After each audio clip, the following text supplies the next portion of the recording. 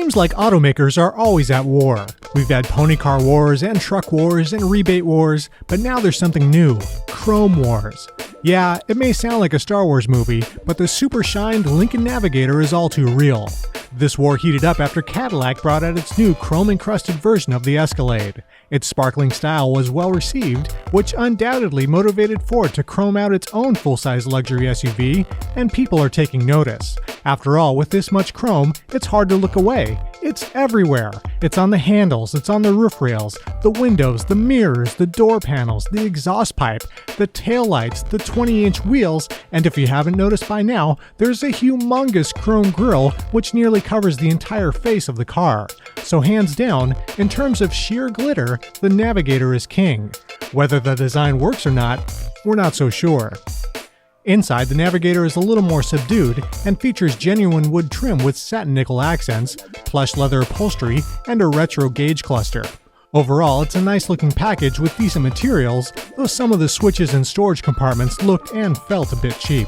But there are some nice options like the premium entertainment system with navigation, power folding third row seats, the power rear door, and retractable running boards. Where the Navigator lacks options, however, is in the engine compartment. It's only available with one engine, and despite its output of 300 horsepower and 365 pound-feet of torque, the smooth revving 5.4-liter V8 is adequate but unexceptional in motivating this 6,070-pound vehicle. And to no one's surprise, fuel economy was also not so impressive. During our testing, this luxury SUV achieved 14.7 miles to the gallon. Handling is what you'd expect out of a big SUV, flat during normal driving and sloppy at speeds, but the ride is comfortable thanks to the Navigator's supportive front bucket seats and second and third row seats that are among the best on the road.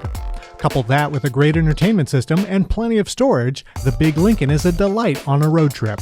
One omission we'd really like to see added to the Navigator is the availability of a backup camera. Visibility is generally pretty good, but when the third row is up, much of the rear view disappears, and a backup camera would definitely come in handy. In the end, there's no doubt that this new Lincoln could be better, but it could also be much worse. But if lots of chrome is a must-have feature on your new SUV, it's going to be hard to beat the Navigator.